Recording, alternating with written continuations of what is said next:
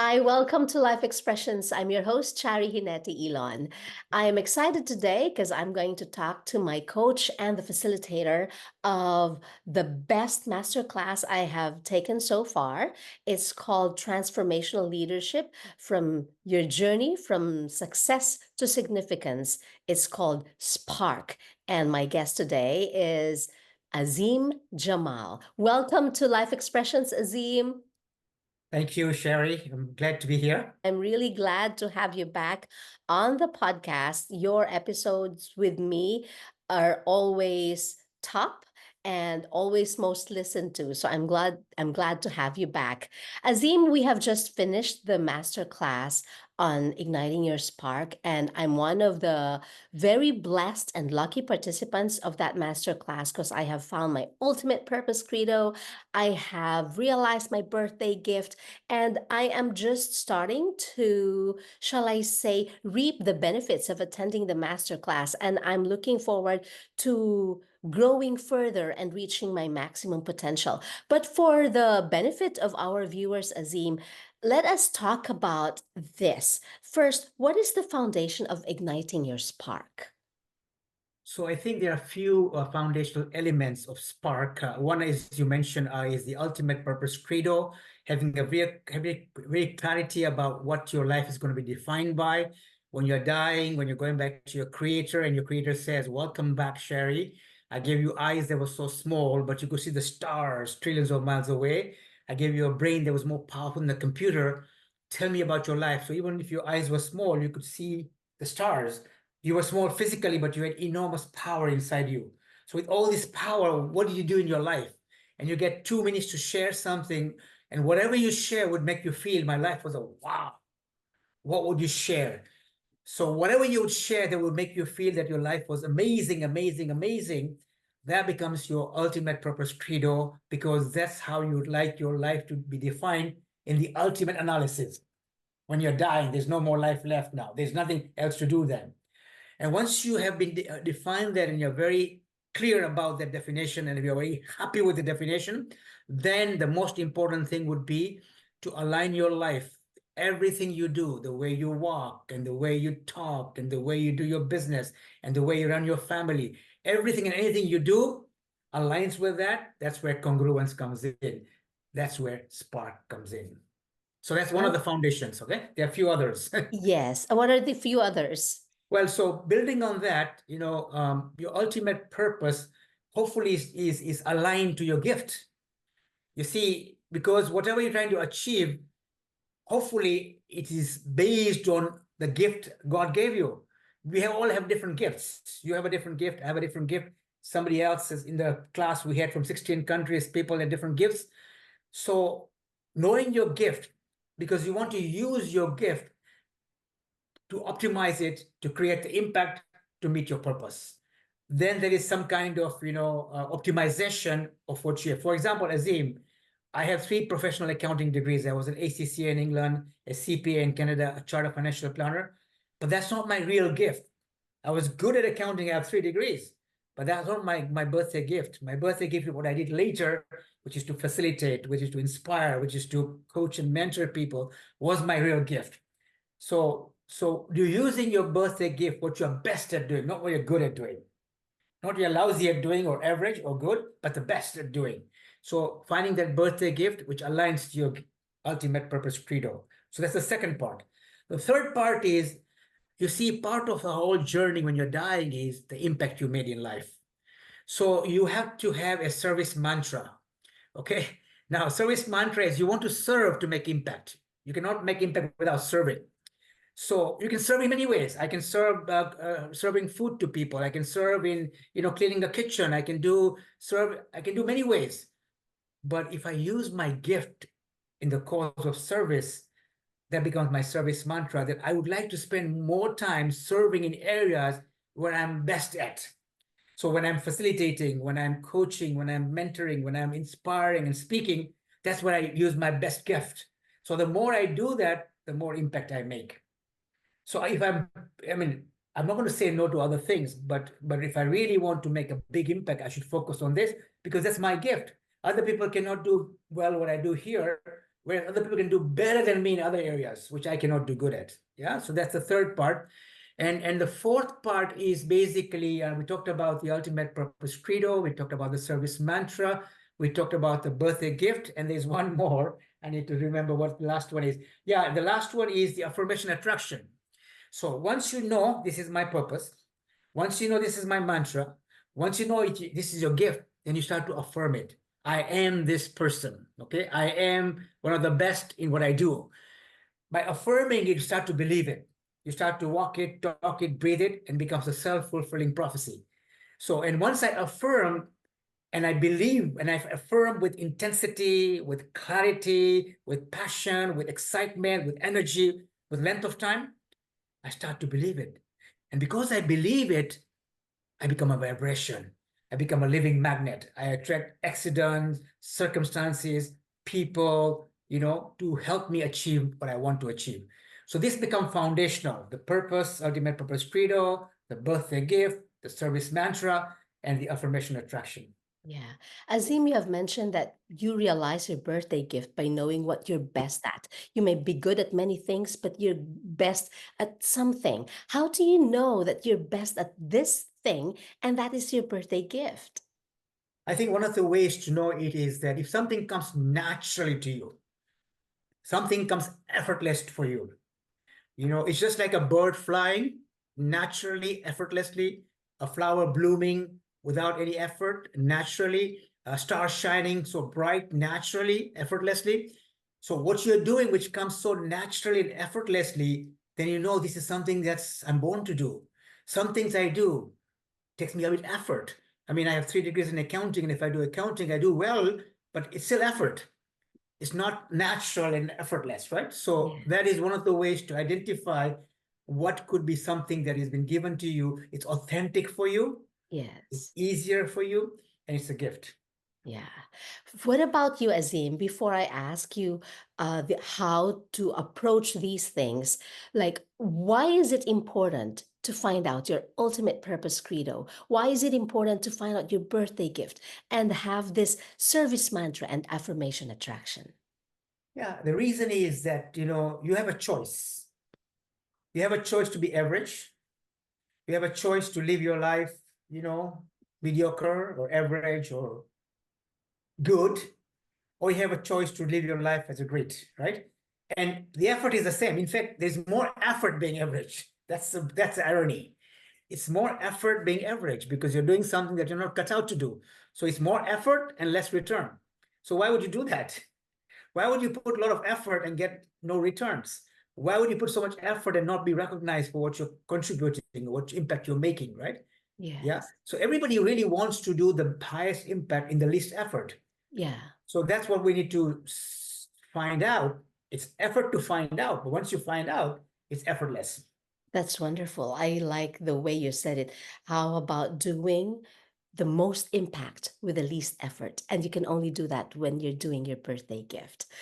Great. What about the approaches, Azim? How do you go about this when things align? What are the approaches? So there are several approaches which we talked about in our class as you were part of it. One of the approaches is to apply the secret sauce. And when I say secret sauce, I don't mean Tabasco or sriracha. I mean the secret sauce of doing something extra. Okay. Because when you do something a little extra, you go from ordinary to extraordinary. The difference between ordinary and extraordinary is a little extra. Yeah. I'll give you an example. I was in Tajikistan, in Korok, which is, about a 12-hour drive from the capital, Dushanbe. And I was doing some work with a company called Pamir Energy. And I was interviewing many people. And there are 700 employees at that time when I was going there. So I was interviewing about 30 people one-on-one. So after the first day of my interviewing, the CEO comes to me and says, by the way, the janitor wants to meet you one-on-one. Can you meet her? Now, of course, the janitor was number 700 in the chain of people, right? So she was not supposed to meet me, but because she requested, I said, no problem. So the next morning she came by, but she didn't know English. So we had a translator. Yeah. So, she's telling me, I don't know who you are, but let me tell you who I am. So I'm all ears. She's telling me in Tajik language and somebody's translating. She says, I'm the janitor. And I'm the first one who comes to work every morning before anybody comes. I make sure the whole offices are spick and span. I clean up everything so everybody comes in, they get a very nice place to work. At lunchtime, everybody goes for lunch. I don't go for lunch. I make sure everything is clean in lunchtime. So when they come back from lunch, the place is spick and span. I have 3 young kids at home. I could go to them for lunch and help them, but I don't go because I care about my job. And my 3 kids are home. My husband left me, went to Russia, married a Russian woman, doesn't send me any money. I support my family, but I stay there. At 5 p.m., when everybody's going home, I'm the last one to stay to make sure everything is proper. And then she pauses. And she says to me, please don't close the plant. Because she thought I was meeting all these important people, so I must be coming here to close the plant. That was not my purpose. But she was scared. She says, I need my job. I need to support my kids. She made me cry. She made me cry. And I said, Madame, first of all, I'm not closing the plant. And Madame, even if I was closing the plant, you would always have a job. The kind of attitude you have, amazing. But Yeah. my point is, she went the extra mile. Yes. She was not supposed to meet me, but she went the extra mile to talk to the CEO and said, can I meet him? Because she wanted to make sure that her job is not compromised. Yes. So if a lady, a janitor in Coro, one of the most poorest countries in the world, can go the extra mile, we can all go the extra mile. So one of the approaches we can all take is the secret sauce of going the extra mile. So in service we do, in the work we do, in the employment we are, in the voluntary work we do, if we go a little extra, we stand out. So Yes. that's one of the approaches. Yeah. Okay. Any questions on that before I talk about other Yes. approaches? The secret sauce, Azim, should also come naturally. It should not be an effort, or perhaps you could really say, okay, I'll do something extra today. I do something better today, just 1% better every day. Yeah, absolutely, absolutely. And also, it's how you define yourself. If you want to be Yes. special, if you want to be extraordinary, if you want to stand out, Yeah. if you want to, play your best game, Yes. then that's how you think, right? And as you say, it becomes a thought process. And Yeah. once you have the thought process, it becomes natural. Then it Mhm. becomes like a habit, as Yeah. natural as breathing, right? When you're breathing, there's no effort. Correct. It's, Yeah. it's effortless. So Yes. when habit becomes like that, everything I do, I don't become expedient. Some people are expedient. You pay me Yeah. this, I work this, Yeah. and that's it, because that's how this is quid pro quo, right? Correct. But your mantra, your mentality becomes, no, for me, it's always going to be a little extra, Mhm. because that's who I am as a person. I want to be special, right? Yes. And in the masterclass, I have observed that no one is the same. We all have different purpose. We all have a different like style and approaches. But we respect each other and we appreciate each other's opinions and each other's experiences. This brings me to the second approach, which is Namaste. Tell us more about this. So namaste is, when you see some, Indians greet each other with saying namaste. The literal meaning, the real meaning of namaste is I bow, my divine in me is bowing down to the divine in you. Okay, this is a greeting. Yes. However, if you apply this greeting in essence, so when I'm talking to you and I feel the divine in me is bowing to the divine in Charie, I'm going to be very respectful to you because I'm using my inner divine to operate from, and I'm looking at you as a divine human being who is part of the creator, part of God. I'm going to be very respectful of you.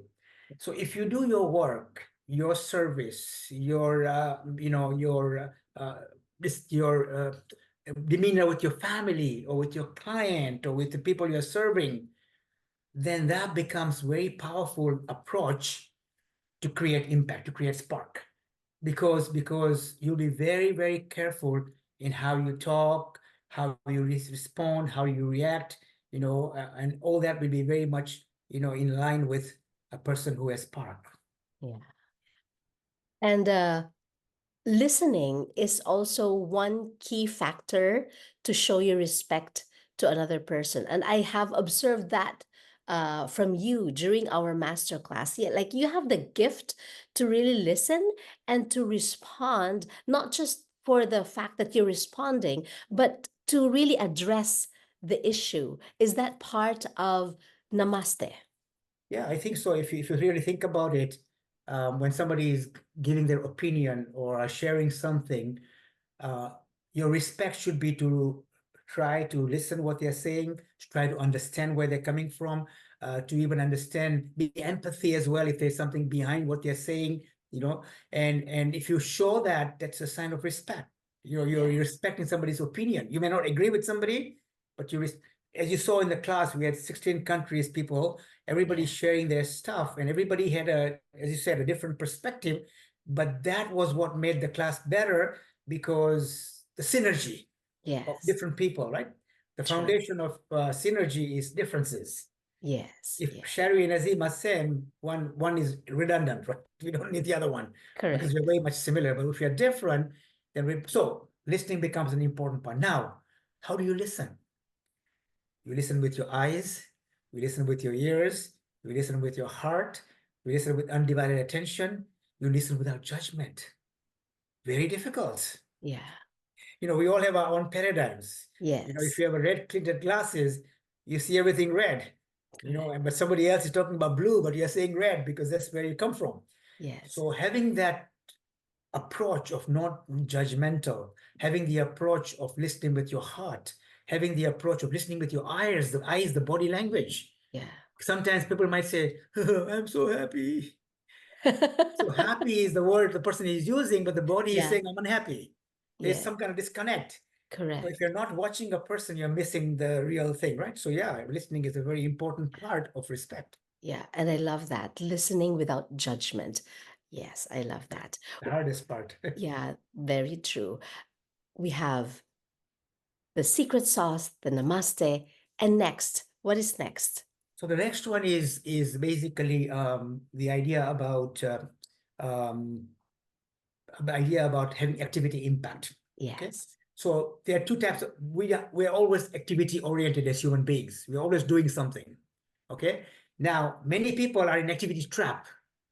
They have so much to do and they can't get out of it. They can't get out of that treadmill. Yeah. It's like I'm running, running, running, but I'm in the same place. I'm not going anywhere, Yeah. but I'm still running. Okay, it's good for your exercise, so that's fine. If the purpose of running is to exercise, then it's okay. But if the purpose is to achieve something, then if you're on the same place, you're not achieving anything, right? So how do you design your time, your energy, yourself towards the activity, towards the affirmation you have, towards your ultimate purpose, credo, towards your birthday gift? Yeah. How do you, and the service mantra? So if you're using your time, your energy, and yourself towards that, that's activity impact. What does it mean? You see, people have schedules, right? The Yeah. to-do list. To-do list? Yeah. The 20 things, the to-do list. Mhm. Okay. Now some people have to-do lists and then they keep going, keep going. Mhm. Some people are smarter. They say, wait, I can't do all of this. Let me prioritize. So they will do a to-do list and 1, 2, 3, 4, 5, 6, 7, 8, 9, 10. And they'll feel good because I'm prioritizing my to-do list. But guess what? That's not the way you prioritize. You have to put your to-do list aside, Yes. go back to your affirmation attraction. What is your affirmation?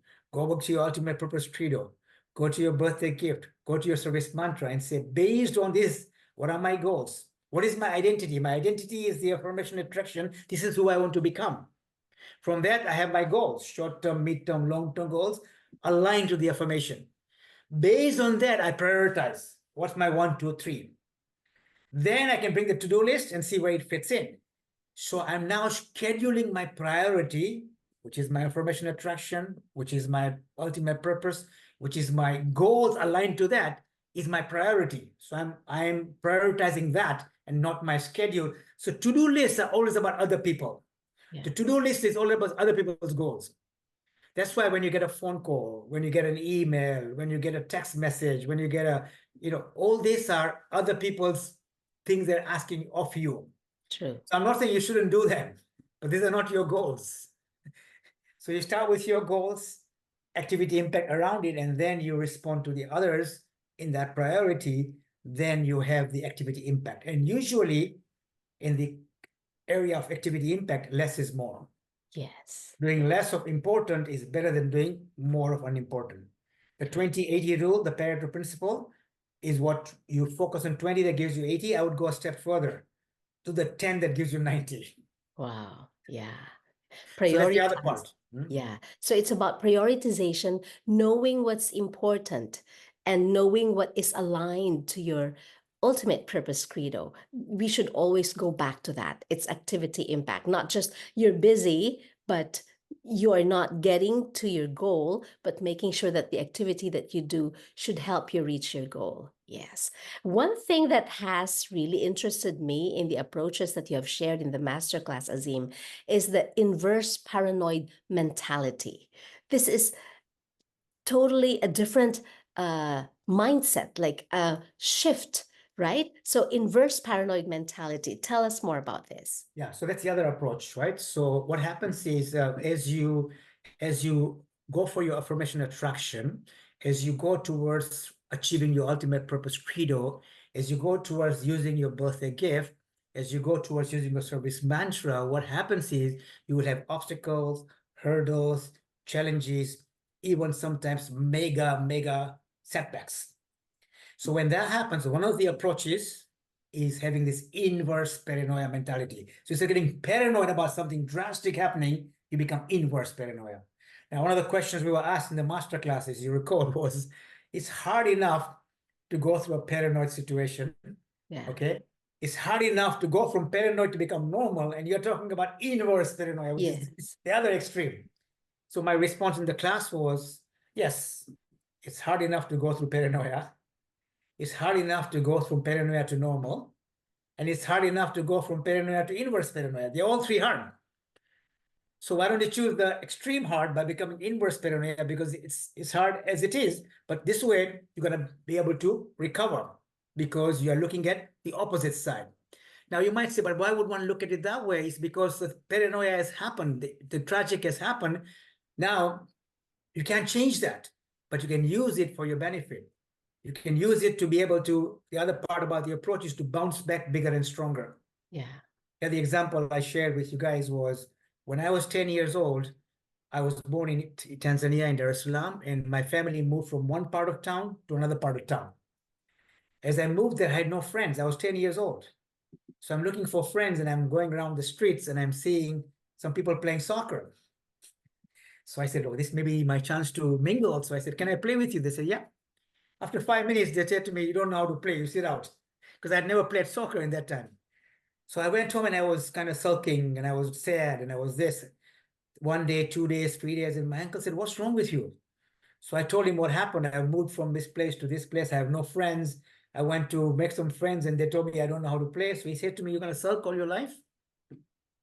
So I'm thinking I have a choice. So he made me ask myself that, are you going to sulk all your life or are you going to do something about it? So he made me realize I have a choice. So I went and bought a soccer ball. Yeah. Every morning I woke up an hour early, started to practice and read about soccer and was so interested in it. After a few years, I became good at it. And at one point, I became the captain of the team. Not a big deal. I played a lot of soccer in East Africa. I won some trophies. I traveled. Not a big deal. I went to England, won the soccer player of the year in my community. No big deal. I came to Vancouver. I won the sportsman of the year because of my soccer skills. No big deal. The big deal was when my son was born. When my son was born, we became best friends because of soccer. I Wow. became his first coach. Right now he's in Europe watching the Euros, soccer in Wow. Germany. Yeah. So, every time we talk.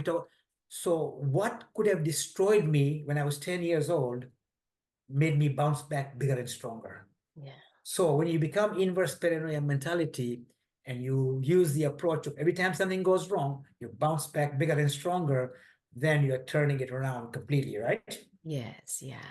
It's not what happens to you, it's what you do after the thing Absolutely. happens to you, right? Absolutely. Yes. Absolutely. Yeah.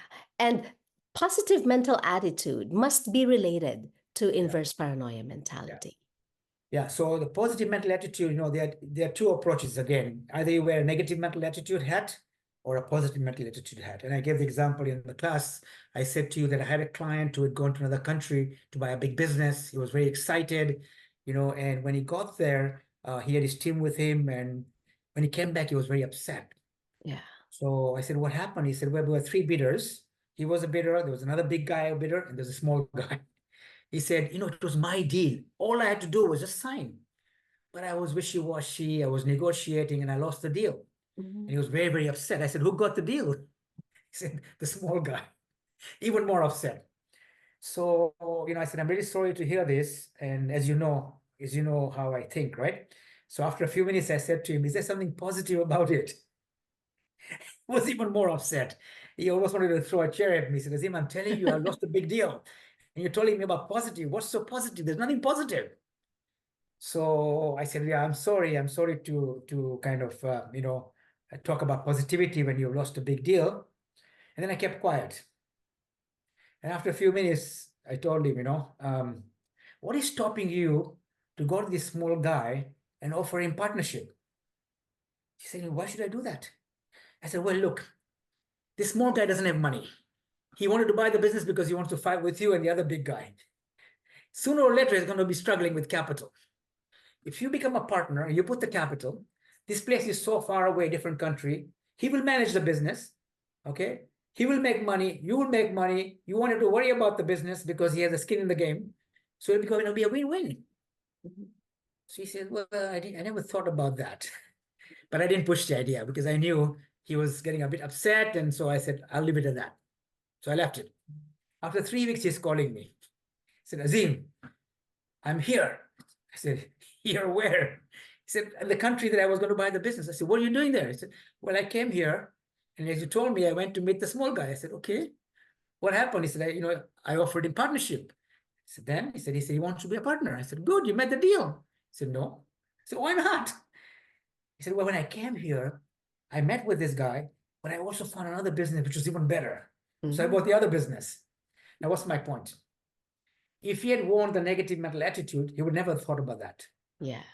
So it's an approach where, again, you turn a minus into a plus, right? You have the inverse paranoia mentality, you turn a minus into a plus, and you bounce back bigger and stronger. So these are three things that are part of resilience that allow you, are approaches that you have to apply because you're going to have struggle. You're going to have obstacles. You're going to have hurdles. You're going to have setbacks in your journey. This is Yeah. where you need them. Yeah, you just don't quit. You just you find other ways to go about it. Azim, we have already talked about several approaches like secret sauce, namaste, activity impact, inverse paranoia mentality, and positive mental attitude. And you have briefly talked about bouncing back. Could you elaborate further on this? Yeah, so bouncing back is, stuff has happened. You've been put down. When I changed my career, I spoke 185 times across the world. I made zero money. Secondly, I spoke 187 times. I made zero money. I wrote my first book, Seven Steps to Lasting Happiness. I put my blood and sweat into it. Almost 10,000 hours to write the book. I couldn't put a book in the bookstore. Even when I'm reading this book now after 25 years, I still feel it's one of the best books I've written. I But agree. I couldn't put a book in the bookstore. But you know what?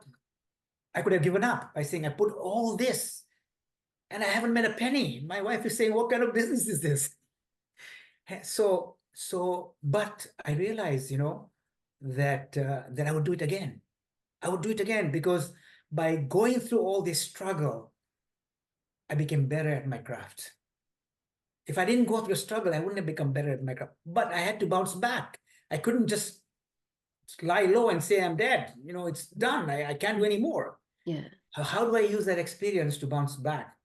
So 25 years have passed, and as you know, I gave you this book, all the people who participate in the class, Seven Steps, because I read it again and I said, this book is still very good. Yes. It's 25 years old, but the principles are timeless. Yeah. So I think it's important to bounce back and use your downfall as a trigger, Yeah. that makes you bounce back because you need a trigger. You need some cause. You Yeah. remember the time you were put down. I remember when I used to go and speak, sometimes I would have 300 chairs. Seriously, I would go with my best friend to come to my event. Only one person would show up Oh, after all the marketing, and then nobody would buy your books.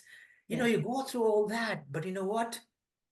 You remember that, and it makes you bounce back. Yeah. But how You, do you bounce back, Azim? How do what's you do it? what's the choice? The choice is you either say, why me? Instead, you say, why not me? Yeah. Why not me? You know, um, and then realize that you become better because you go through struggle. You learn from your mistakes Yeah. and you learn from what doesn't work. And Yes. every great success story, we always look at the success. You look at this musician and you say, wow, he sings for 1 hour and makes $500,000. He's a lucky person. They don't know that 25 years this guy was sleeping in a van, not making any money, thrown out from his house by his spouse. And now we're saying he's lucky. You forget all the things people go through. Yeah. So if you want to become something greater, you have to pay the price. You have to True. pay your dues, right? Yes, yeah. It does not come easy. You've got to go through a lot of things, right? And for you now, a lot of people pay just to hear you because you're so motivational, you're so motivating, you're so inspiring, and we learn a lot from you. So you have definitely bounced back. Thank you. No, Azim, thank you. how about the next approach? Like we've got Two bouncing more. back. What's next? We've Two got two more. more. Yes. One is meditation. Yeah. See, meditation is an approach. What is the approach of meditation? Go inside and going inside and going inside, seeking for the gift within you. See, they don't teach you about the gift in school, in kindergarten, preschool, grade 1, grade 5, grade 10, high school, university, workplace, family home, church, mosque, synagogue. Nobody teaches you how to find your gift. So the way to find your gift is to meditate, because the gift is inside you, not outside you. And in Yeah. meditation, you go inside and you go inside and you go inside, seeking for that gift within. You see, when you pray, you talk to God. Forgive me. Thank you for what you've given me. Do this, do that. In meditation, you shut up. You listen to God. You keep quiet and then download, right? And so meditation is an approach to find your gift. Yeah. And also it gives you that. Now, I mean, there's a research, scientific research about how meditation helps, Yeah. even through health issues like cancer and other things, right? So the point is, it's a very powerful vehicle to go quiet. Yeah, and there are many ways one can meditate. We talked about it, about early morning when everybody's sleeping, near nature, because nature is quiet. Thoughts will come, thoughts will go, but don't worry about the thoughts. Let them come and go, because the power of meditation is in the gap between each Yeah. thought. So become like the feather in the river float. Thoughts come, thoughts go, thoughts come, thoughts go. It's meditation. Yeah, so I think that's. I mean, if I look at my life, I was a terrible, terrible student. Science was literally rocket science for me, physics and chemistry. I couldn't put my head around it. But when I started to meditate, I realized, that my gift was not science. I went into accounting. I did quite well. I got the best result in the history of the college in ACCA in England. But even that was not my best gift, right? Yeah. But things became better, and meditation was really a big help. Yeah. What is your recommendation? When and how often this one should meditate? So, the more rules you have about meditation, the worse it becomes. If I tell you right now, Charie, please, please, please don't think of a monkey. Please. What happens? Yeah, What's the first thought? true. You A would think. monkey. When I say don't think of a monkey, the Yes, you first would thought is think a of a monkey. monkey. So the more rules you have in meditation, the worse it becomes. So no Yeah. rules, be comfortable. Now, there are things you can do. First Mhm. of all, find a spot that becomes your meditation spot. Because if you keep changing your spots, then there's no memory. To create memory, you have to go. So if you're meditating in your house, find a spot in your house where there's no TV, there's no dinner, there's no sleeping, but it's a place. That's my meditation place. So that's where when I go there, it's meditation and nothing else. So you're creating a memory. The moment you go there, you're already in that switch. Sometimes I have a place where I study, I do my work. That's my place of study. When I sit there, it's like my mind is creative, because that's where I do my writing and all that, right? So same thing with meditation. That's important. Secondly, you create energy, because that's all you do in that place. So when you go there, there's energy. That's why when you go to church or mosque or synagogue to meditate, it's a good place to go, and also sit in the same place where you go if possible. Yeah. And you sit in the same place because that creates memory. And in the church or mosque or synagogue or temples, there's energy because people pray in there. Every Yeah. morning, every night, they pray. Sometimes they do backbiting, but usually they pray. But if you go to other places where they do dancing and music and eating, that's not a place you can meditate. It's difficult.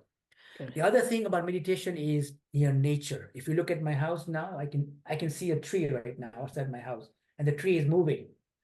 So if you're looking at nature and meditating, nature is so quiet, so peaceful. So you attract that peace around you. So that also helps. And also a time, if you meditate at 12 in the afternoon, everything is noisy around you. So it doesn't help the meditation. So choosing a time very early morning is a good time when it's peaceful, when it's quiet. So these are some of the tips one could look at in meditation. Yes. And the last approach is journaling. This approach has actually helped me. I have journaled in the past, but I have become more diligent in journaling, and this has definitely helped me. Tell us more about this Yeah, approach. so we talked about in the class about journaling, and the purpose of journaling is to increase your awareness, heighten your awareness. You become more self-aware because you are not just seeing, but you're observing. People see things, but they don't observe. Yes. So in seeing, you miss out something. You're not observing something, right? So one of the tips I gave you in the class was I said, if you want to start journaling and you've never done it before, if you can Yeah. just do one thing, Yeah. before you go and sleep at night, ask yourself, if I had to rewind the clock, what would I change? And I gave you the example. I Yes. was in Puerto Rico a few months ago, and there was a Sunday, and I left my apartment. I did my meditation in the morning. I think I went for a swim that day because the weather is so nice there and the ocean is beautiful.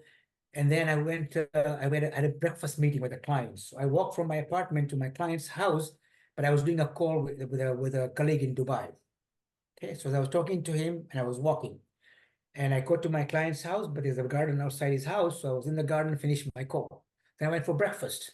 With my client, a great breakfast with him, enjoyed my breakfast. Another client of mine, she came to pick me up from his house, my other client's house, to go for lunch with her and her family. So she picked me up, then I went with her, her dad, her brother, her nieces, and we were working on their family vision, mission, values exercise over lunch. Mhm. So we had the lunch and we talked about that. And then I said I wanted to walk we were in Ocean Park, and there's a hotel called Caribou Hilton, which is 45 minutes away. So Mhm. I told my client, I said, don't drop me. I'm going to walk from there to there because I have two calls to make, one in Edmonton and one in Yeah. Toronto. So Mhm. I'll make the calls while I walk 45 minutes because I like to walk, Yeah. and I like to do that special walk because it's across the bridge. Yeah. So I walked for 45 minutes, made the two calls. Okay. Then I had another dinner meeting at 4 p.m. Mhm. my client's house. So I called him. He said, come now. I said, no, I'll come at 5 o'clock. So I went home, took a shower, got dressed, went to his house for dinner. So he had come, he had called his daughter, his daughter's husband, daughter's in-laws from US had come. So we had a good networking, good dinner, and then 9 p.m. I went back to my apartment. Mhm. And then for 1 hour, I did my emails Mhm. and I went to sleep. But before I went to sleep, I wrote my journal. Mhm. I said, if I had to rewind the day today, what will I change? So I said, I wouldn't change the swim in the morning. I wouldn't change the meditation in the morning. I wouldn't change the walk and call it Dubai. I wouldn't change the breakfast meeting. I wouldn't change the lunch meeting. I wouldn't change the walk to the Caribou Hilton and the two calls I made. I wouldn't change the dinner, but I would change not looking at emails at night because that 1 hour of emails messed my sleep because there were so many emails from so many different places and I couldn't Oh, sleep at yeah. night. Yeah. So by doing then the next 2 weeks, I never looked at emails at night because I Mhm. realized. Yeah. So by writing the journal allows you to realize what you're not doing right. Yes. So Yeah. if you do only one thing every day to Yeah. say, if I rewind the clock, what will I change? Could be a huge start to journaling. It And of could course, be there are a many other things you can do about Yeah. that. Yeah, that's great. It could help you for the next day to do things better and maybe not to do things that you have done before. I like that. Azim, there are several approaches. What happens if you fail to do one approach? Like what about if, okay, I do namaste, I do affirmation attraction, but I don't meditate or you miss to do something. Does that affect your Well, I think, alignment? yeah, good question. I think, we're not perfect. We're not perfect, right? So the more you do them, the more chances of creating the outcome. Okay. The foundations are having the ultimate purpose credo, gives you clarity about what's your end game, gives you the affirmation, what's your identity you're trying to create for yourself. It gives you the approach of your mantra, what you're going to focus on, where your best gifts are. Yeah. So these are the foundations you're going to be applying, and the approaches, there are 8 approaches we talked about. Okay. Yes. Now, if you apply 6 approaches, fantastic. It's better than zero. So the more approaches you apply, and in each approach, you can keep getting better. It's like meditation is a lifelong thing. It's not like one day I do and that's it. You're going to get better at it. Right. Yeah. So it's an ever evolving. The main idea is, Charie, is repetition. Repetition. In the class we had everyday exercises. We had a workbook we used to work on every day. Yeah. Yeah. So repetition is a key. You can miss one day, but don't miss 2 days if you can help it, right? This guy, what's his name? Bruce Lee, the Kung Fu expert, right? He Yeah. said, I'm not scared about somebody who spent 10,000 hours doing something, like many things. I'm scared of the person who's done 10,000 hours on one thing. So if you repeat one thing and become so natural as breathing, that's the person you worry about. So I think the more you do these things, the Yeah. more repetitive they become, the more easier they become to do, Correct. the more chances you're going to keep doing, then you get better and better and better. And it's not perfection, Yeah. because there is perfection in imperfection. Yeah. We're never going to be perfect, but are we improving? Is the needle moving? The goal of the master class was the needle has to move. Yes. If you're That's moving the needle, then you're going in the right direction, right? So journaling, you can get better and better every day. Yeah. We are a work in progress. And the more consistent we are, the better we get at it. I like that. What is the outcome, Azim? If we know the foundation, we know the approaches, we keep doing it, we keep getting better at it. What are the outcomes that we can expect? So one outcome is, when you are working in the flow, when you're working in the ultimate purpose credo, when you're using your birthday gift, you get into a flow. The flow state is very powerful. Flow state is you're totally present, you're Yes. totally content, and totally in control.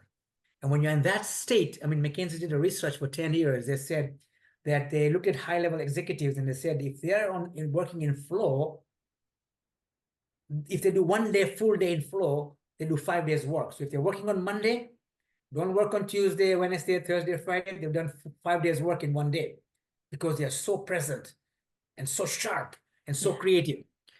They also did the same research and said that on average, most people are only in 5% flow. So 95% are not in flow. But if we had to increase from 5% by, say, 15%, you can double your productivity. Yeah. So the outcome of this, what we're talking about, the approaches that we talked about, meditation and journal and inverse paranoia mentality and bouncing back and positive mental attitude and namaste and secret sauce, is that you are able to create the outcome of flow. Okay, that's Yes. one. Secondly, also is the outcome is you become a living magnet.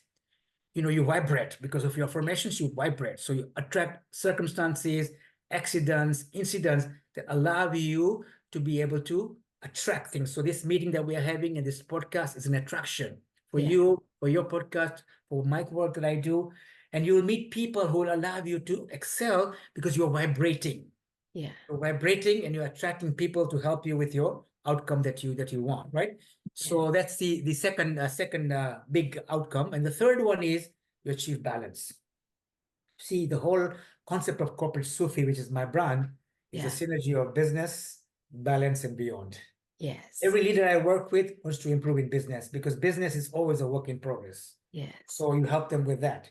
Then the second thing is, the deep desire to find meaning, to find purpose, to find happiness. That's the Yes. other one, the beyond. And the balance is the juggling of 6 areas: your family, your health, your spirituality, your lifelong learning, your work, and your finance. So the Yeah. other outcome is you find that balance, this beautiful balance, right? So those are Yes. the outcomes.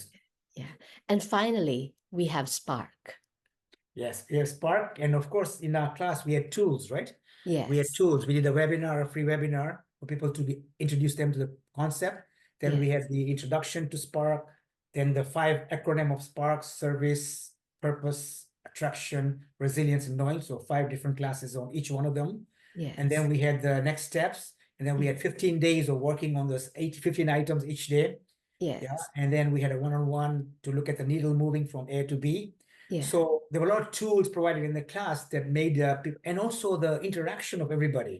Yes. People from 16 countries giving different perspective, from Argentina and from Zanzibar and from Saudi Arabia and from Dubai and from everywhere, coming together to be able to share ideas and different backgrounds. Yes. Yeah, so I think those was also very important. And I think, Sherry, I think you were mentioning that we will call some of these people in our discussion about how, what their experience was and what they benefited, and what was one takeaway for them.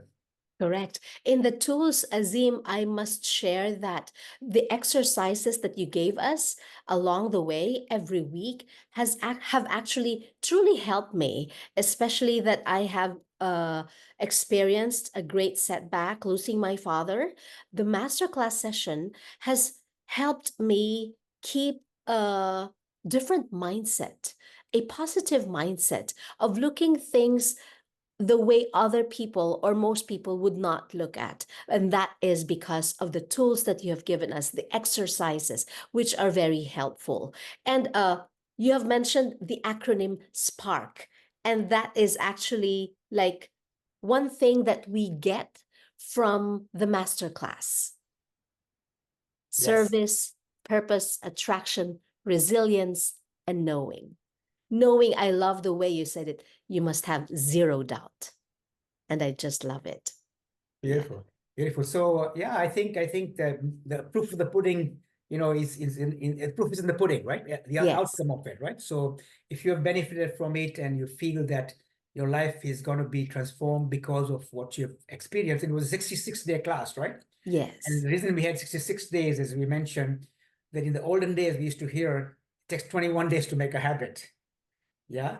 But the research done in England by this lady who had done 96 days of work with so many people in terms of, and she found out that actually on average it takes 66 days to create a new habit on average. Yeah. So we did a Yes. 66-day class because we felt that by having that kind of time, you actually come into a new habit, right? So Yes. right, that was the idea. And also having the tools to be able to practice them, right? Yes. And I'm excited to talk to my fellow participants about their experiences, about their learnings, about the changes that they are beginning to experience because of this masterclass session. In the last session that we had, like that was 2 days ago, one thing that has really struck me is when you said it's not just what you know, it's what you do.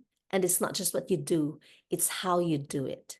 And I would like to add, it's why we do it, because of our ultimate purpose credo. It's beautiful.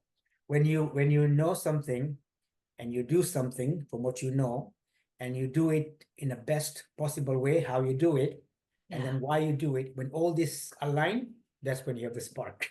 that Because it's is, not just what you know, it's not what you just talk about, it's not just what you write about, it's yeah, actually what you do, and also the approach, the way you do it in a very dignified namaste manner. And yeah, then, the purpose why you do it is to create impact, not to get credit or reward or remuneration, but you're doing it for a higher purpose, going from success to significance. That's when the magic happens. That's when the spark happens. yes. So, Sherry, from your point of view, I mean, going through 66 days, um, what's your recommendation for people to why would somebody do that? Oh, it will have them, it will allow them to realize the beauty of life, the beauty of having a purpose, of waking up knowing that you have a purpose, and having spark in your life. It's really true. Like having attended the masterclass session has reignited my spark.